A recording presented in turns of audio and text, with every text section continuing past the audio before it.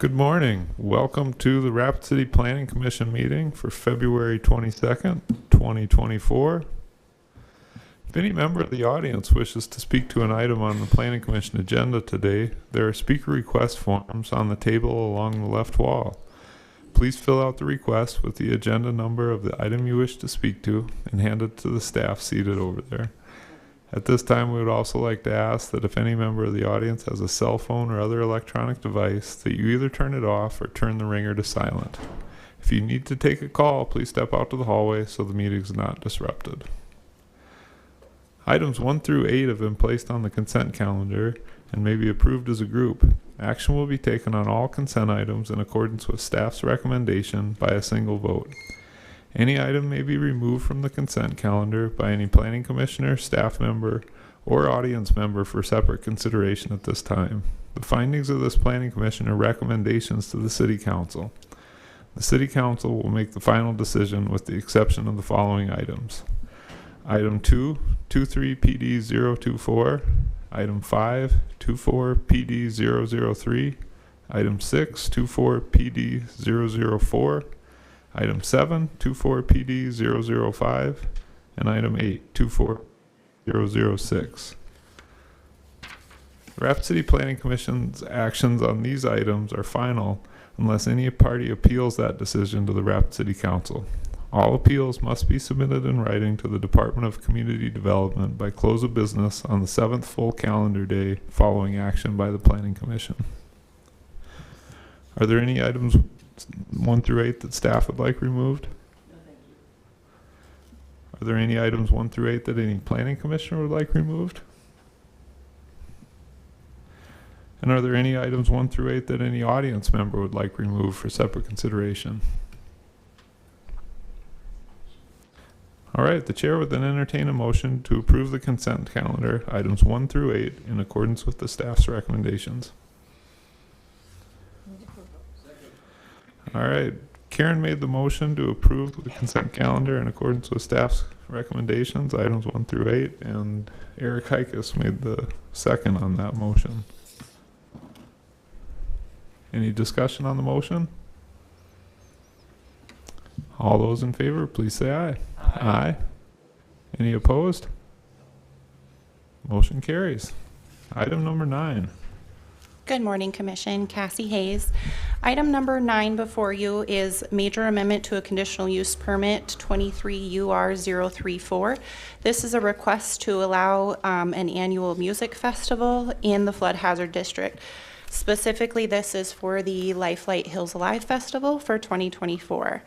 This property is Memorial Park, as you can see here in the aerial photo.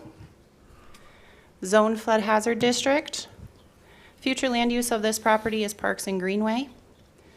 And access to this property is both Mount Rushmore Road and North 5th Street.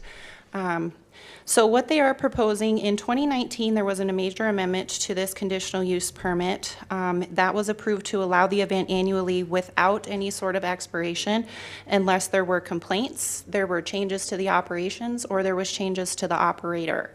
In 2023, Lifelight became the new operator of Hills Alive, which triggered this request for another major amendment to the conditional use permit. What they're seeking approval for is the Lifelight Hills Alive Music Festival, same 2-day festival that it's been for a long time, still held on the 3rd full weekend of July. It's anticipated to draw an attendance of roughly around 40,000 people for the weekend. Setup for this event begins on the Wednesday prior to the festival, and teardown occurs the Monday after the festival, weather permitting. They are proposing 2 stages for concerts, their main stage, and also they are proposing a smaller stage this year as well.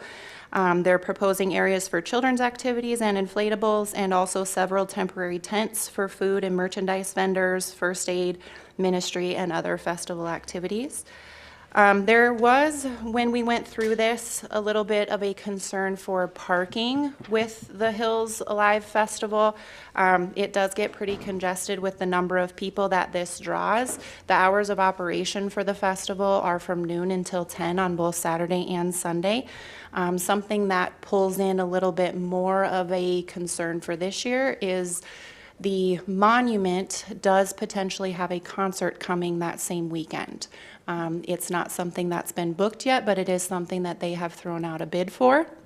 So in the event that there is an overlapping concert at the monument, that does also pose additional parking and traffic concerns as well. So what Lifelight Hills Alive has done is they have actually gone out and secured some extra parking. So any sort of public parking lots in the area will be available as they have parking spots in them. That, as you see up there, that red outlined area, that would be the area that the monument would need specifically for their concert goers in the event that there is a concert there. As if they do land the concert, they are contractually obligated to provide parking for those people. So that area would be primarily for concert goers.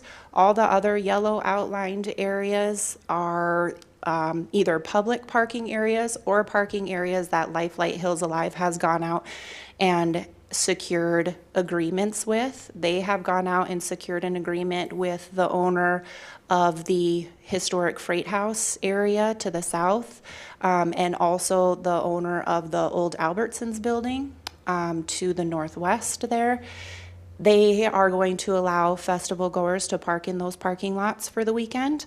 They are also going to encourage their concert goers or their festival goers to ride share, carpool, take any sort of transit so that they can cut down on the impact of traffic and parking. And they have also opened communication with the Journey Museum to see if their parking lot would be available for parking. The Journey Museum right now can't anticipate what they would have going on that weekend, but there is that discussion if it is available. They have also opened communication with the Parks and Rec Department to potentially discuss the possibility of the vendors and the employees for the festival parking at like the Roosevelt Swim Center and being transported so that you're also cutting down on the parking there. So they are trying to mitigate that issue as much as they can. They are proposing several of those small tents, as you can see here. Those small tents are for their vendors and their merchandise folks. They do have some of those larger tents for ministry, first aid. Their main stage is still going to be in front of the band shell, as it usually is. Their second stage would be over on the west side of the lake, in this area right here is where they're proposing their second stage. They are also proposing to put up some temporary fencing around both of their stages to limit access to the backstage areas. They also will be fencing around the children's areas to limit access to those as well and kind of keep the kiddos corralled. And then they're also putting fencing along the 5th Street side of the sidewalk to try to prohibit people from crossing the street outside of the designated crosswalk areas, so that people aren't trying to get out into traffic where they shouldn't be. So they do plan to continue operating the festival for many years to come. However, they do have desires to expand what they're offering and to expand some of their operations for future years. So staff is recommending that this major amendment to the conditional use permit be approved to allow the Lifelight Hills Alive Festival for 2024, and that they come back with a subsequent major amendment for the future years once they have their operational plans figured out, to include the extra activities that they want to offer. So at this point, staff is recommending approval of 23 UR 034 with the stipulations noted in the report. I'll stand for any questions. Thank you. Haven Stuck. I'm just wondering what the history has been with the event as far as police requirements and other city responsibilities. Mr. Chair, Yeah, Vicky.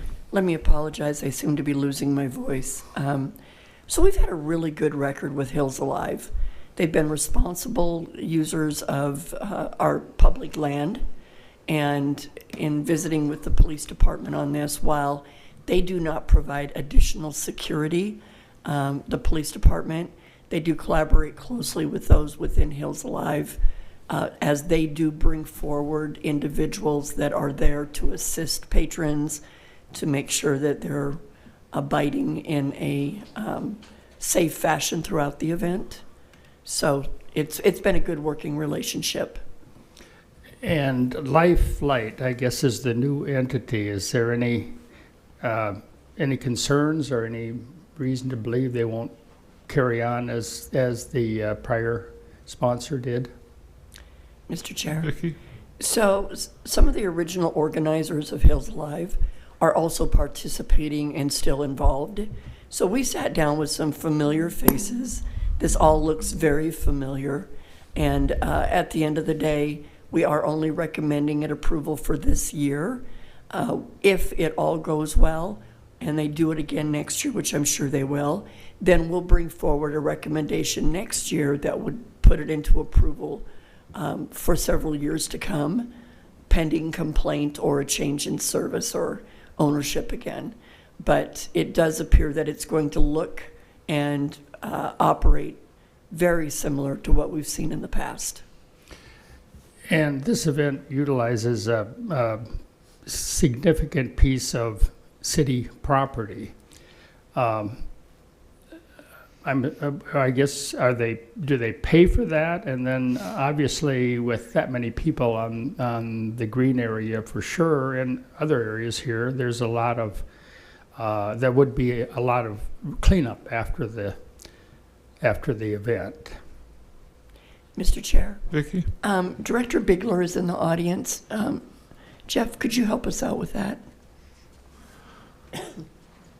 Once you're up at the microphone, just identify yourself. Good morning. Jeff Bigler, Parks and Recreation Director. Yes, as with any large event, there is going to be a significant amount of cleanup, and that's something that we've prepared for, and we're certainly willing to do that again this year. I mean, it's a really big community event, and it is a good thing for Rapid City. So it is something that we just plan into our work plan for the summer. In terms of how much they're paying, they do rent the band shell. There's a daily rent for that. And they do pay the electric bill for the vendor tents and events that require electricity. I'm going to shortcut a few people here. Did you have something else? Sorry.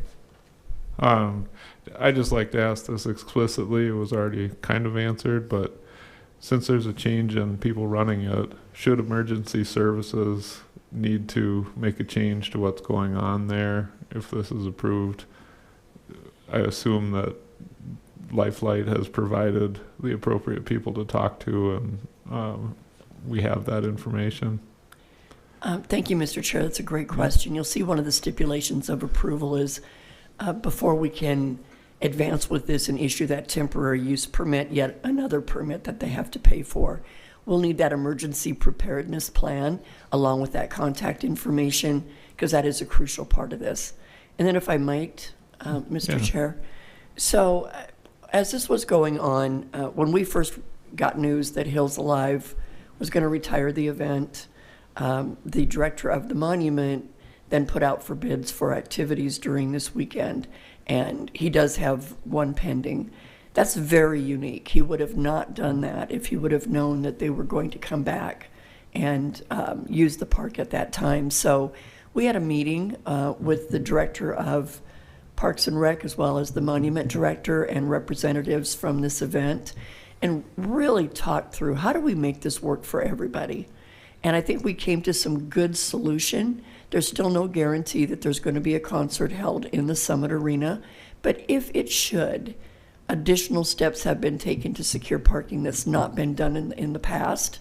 And as Cassie showed, there are ample parking spaces that are owned by the city off-site, including this parking lot and our parking structure. And as a part of what they advertised for the event, they identified these additional parking areas that are free to the public after 5 on a weekday, and of course, all weekend long. So hopefully we can address that issue. In the past, the two issues that we've had, even though they've been very slight as far as folks in the neighborhood calling us, has been parking. People are in a rush to get there. They park in North Rapid in front of folks' homes, sometimes partially across a driveway approach, and then noise. And in visiting with these new organizers, with representatives from the original applications also sitting at the table, there's acknowledgement, and they own that this is something that they've got to take control of. And at 10 o'clock each night, it has to be shut down hard and fast. And they've abided by that in years past, so we have no reason to believe they won't again this year. All said and done, it was a great collaboration of events. They do have additional activities that they may want to introduce in future years, and if they do bring forward an application for next year, you'll see some of them.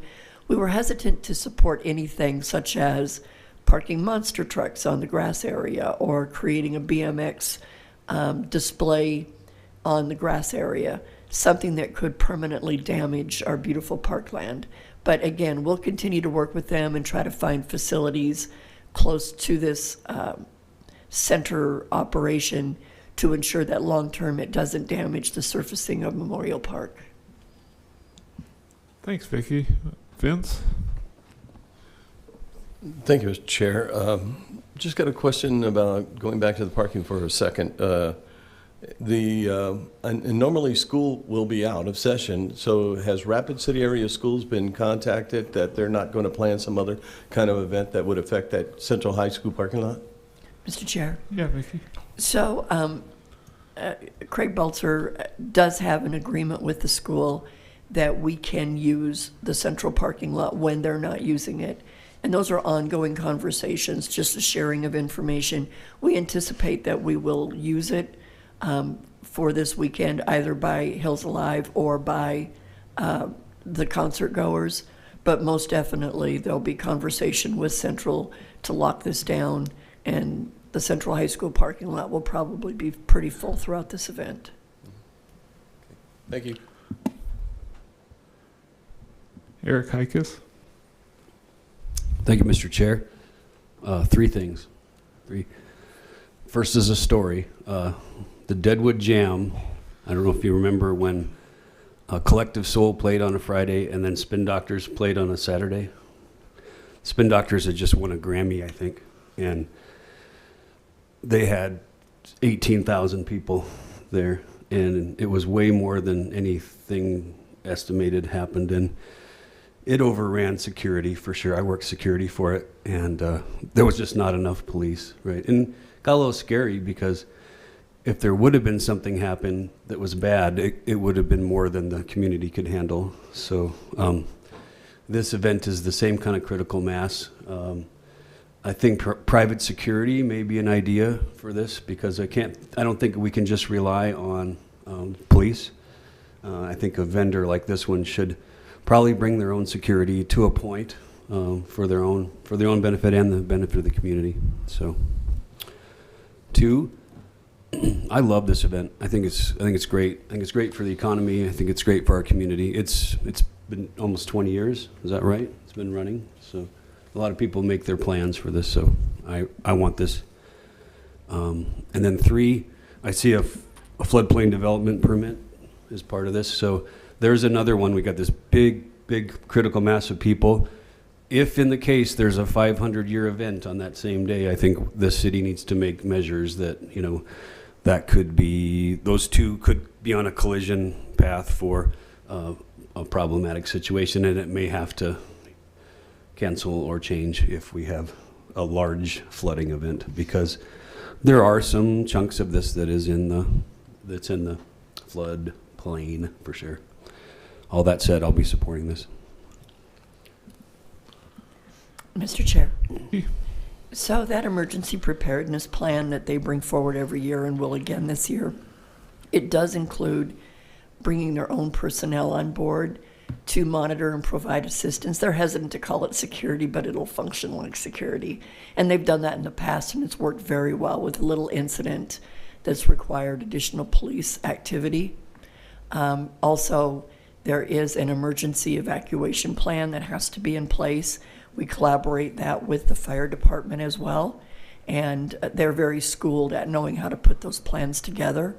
So we anticipate that that will all be on file before this event should take place. All right. No, it's catching. No, I lost my voice a little bit. Any other comments or questions from the commission? I'll make a motion to approve. All right. Vince made the motion to approve with the With stipulations. provided by the staff. Is there a second? All right, Kelly seconded that motion. Any discussion on the motion to approve? All those in favor, please say aye. Aye. Opposed? Motion carries. Item number 10. Thank you. Item number 10 is 24 UR 002. This is a conditional use permit to allow on-sale liquor in conjunction with a restaurant. The location of this is 523 Main Street, just across from Main Street Square. Current zoning is Central Business District. Future land use is downtown. And this property is accessed right off of Main Street with on-street parking. They are proposing to serve local beer and wine to accompany farm-to-table cuisine that's served at a new restaurant that just went in here called Diamond E Collective. This existing building has had many restaurants in it before and is part of the downtown commercial corridor. So this is an appropriate place zoning-wise for having an on-sale liquor use. There are also several bars, restaurants, and other establishments that operate with on-sale liquor uses within the downtown corridor. So they will be required to get licenses approved by City Council before this can start. So the conditional use permit gives them the ability to have that use, but then they still have to go through the licensing process to get those. This is a layout of what the inside of that building looks like right now. They do anticipate utilizing this entire space for their restaurant at this point, excuse me. Here's an outside shot of what it looks like. As you can see, all on-street parking. In this zoning district, they are not required to provide any sort of off-street parking, so they do meet that requirement. As you can see, they have their logo in the window already, this E with a diamond in it. That would be looking west on Main Street and looking east on Main Street. So staff is recommending that the conditional use permit to allow the on-sale liquor in conjunction with restaurant be approved with stipulations noted in the report. All right. Thank you. Haven? I noticed that one of the findings was that there was not a place used for religious worship within a 500-foot radius. I'm not positive, but I think that a church bought the old Rapid City Journal building plus the building on the east side of the Journal building. And I guess I'd like to have that confirmed one way or another and whether that would affect this application. Mr. Chair. Vicki? So churches do own property outside of church use, and our reference and ordinance is specific to a church use. There is no church use within 500 feet. This area of the community is meant to be our on-sale liquor area, more so than any other part of the city. This is where we encourage it. This is where we do want to see it concentrated. And if the church did buy the Journal Museum, which I don't know if that's true or not, we can certainly look into that. But what we can confirm is there is no church activity within 500 feet of this property today.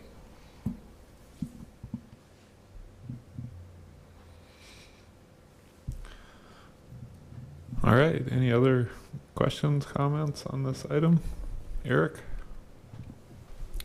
Thank you, Mr. Chair. This is the old Bumpin' Buffalo, right? Does that Yes, sound right? Bashful Bison, yes. Totally wrong. Buffalo I Bison. think the Bashful Buffalo is at Hill What City. did I say? Sorry? Bumpin' Buffalo. Oh, my gosh. All right. Well, move approval. All right. Eric Heikus made a motion to approve item number 10 with the stipulations. Okay. Is there a second for that? Brooke seconded that motion. Vince? Thank you, Mr. Chair. Getting back to the church-owned properties within 500 feet. So if they start to conduct church activities, does that change?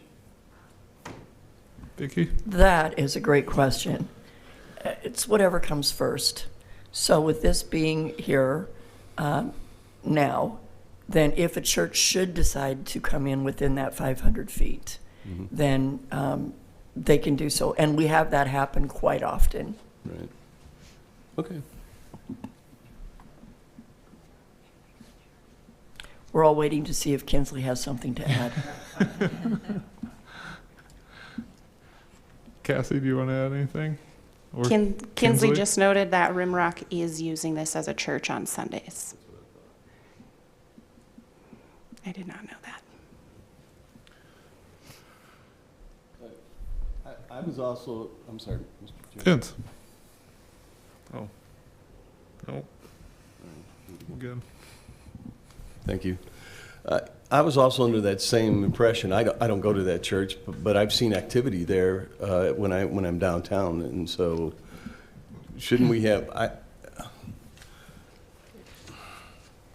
I'd like to change the motion if I could, or submit an motion. I know we have to wait. Mr. Chair, if I might. Vicky, I just want to ask, is that 500 feet a hard and fast rule? No, it does not say that it's required that there be that separation. It just says that we have to consider that. Because of the history of our downtown core, and this was where people gathered as our city was being built and then built out. So of course, that's where we originally had our grocery stores, our hardware stores, and our churches. Right. Some of those churches are still standing in this general location. But as we have looked at creating our central business district, it strongly states that if we're going to make allowances for on sale, especially where this is in conjunction with the serving of food, which really minimizes that impact, this is where we would see them going hand in hand. And so even though Cassie does acknowledge she didn't catch the Rimrock Church, we would not be bringing forward a different recommendation. It is not required that you maintain that 500-foot separation. It's just we need to consider it. I'm just going to make my own comment here. When Rimrock purchased that property, they moved in directly across the street from, I think, 3 on-sale uses Yes. in the old Sears building, as well as many others that could be close to 500. I'm going to echo what Vicky said. I think this is the right place for on-sale uses, whether or not there's a religious organization that moved in. Mr. Chair, Cassie? can I also add that their anticipated hours of operation are from 11 in the morning until 9 at night, so they'll kind of miss that church crowd.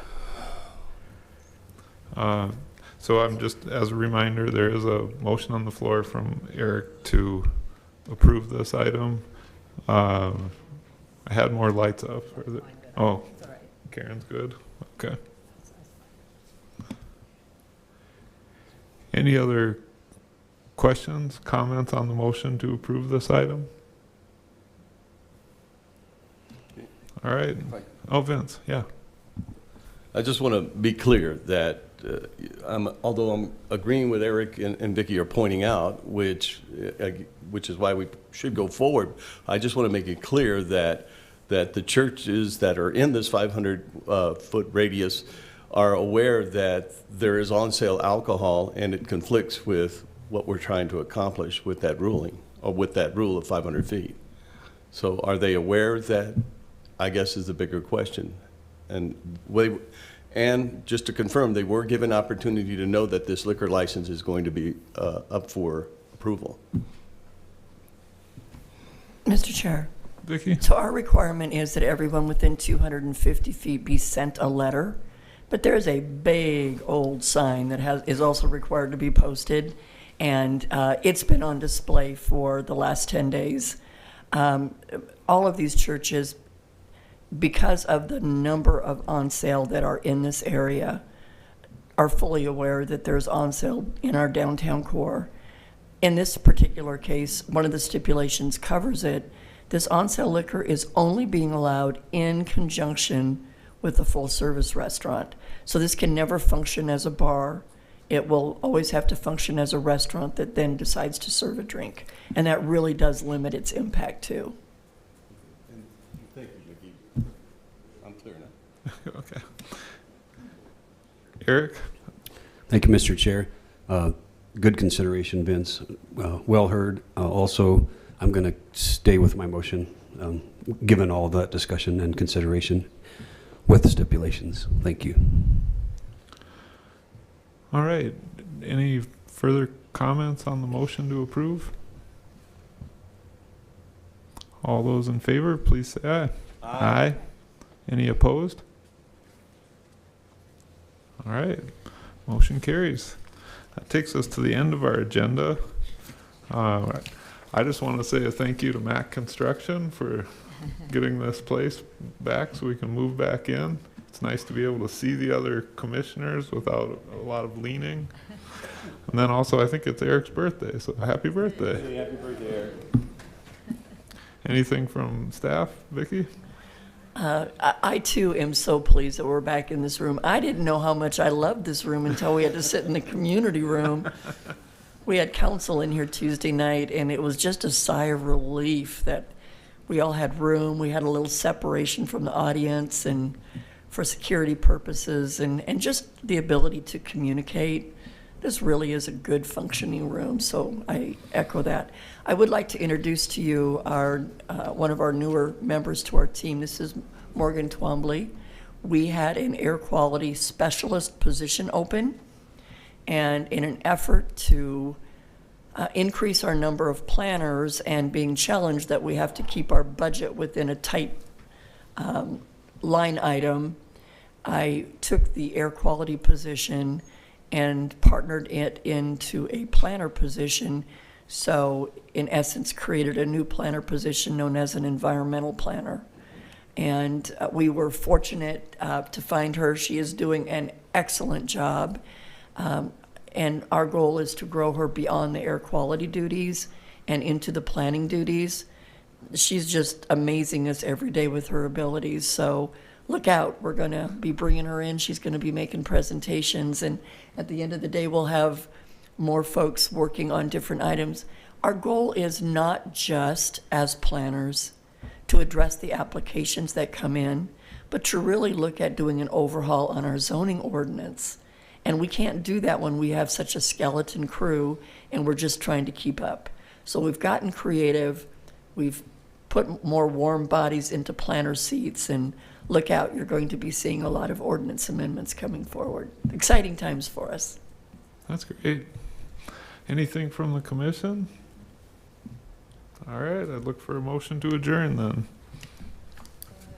Brooke made the motion, Vince second. All those in favor of adjournment, please say aye. Aye.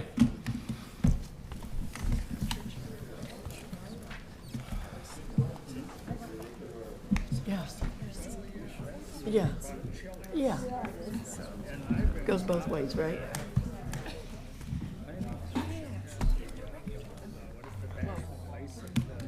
Oh, they just moved to the hay camp, right? Or is that right? Yeah, I saw that. They're up on Kansas City now. Okay, I wondered if they were melded into this Yeah. business or they moved their business at Hay Camp. Yeah. So the Bashville Bison still exist? Yeah, I Oh, think okay. so. I've let's say 99% sure.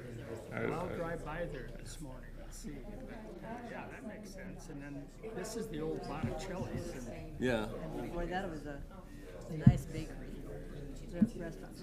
I can't think of the name of it. Yeah.